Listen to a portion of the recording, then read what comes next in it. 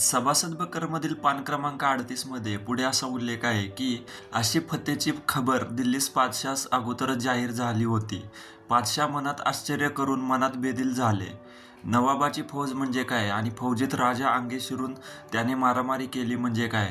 शिवाजी आदमी नव्हे बडा सैतान होय, अशा कित्येक गोष्टी बोलून राहिला. पुढे नवाब आला ऐसे कळून दर्शन वर्ज्य केले. एकतर मसलत नामोहरम झाली, दुसरी शास्त केली. या दोन गोष्टींवरून भेटीस येऊ न दिले. आपल्या हवेलीत जाऊन राहणे म्हणून सांगितले. त्याचबरोबरी वजीर गेले होते त्यास आणून अपमान केला आणि दौलती मना केल्या. याचा अर्थ असा की महाराजांच्या फतेची खबर दिल्लीला बादशाला अगोदरच समजली होती. तेव्हा बादशाह देखील आश्चर्यचकित झाला होता.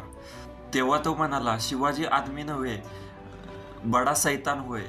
त्यानंतर शास्ताखान दिल्लीत आल्याची खबर जेव्हा बादशाला मिळाली तेव्हा त्याने शास्ताखानाला भेटणं टाळलं.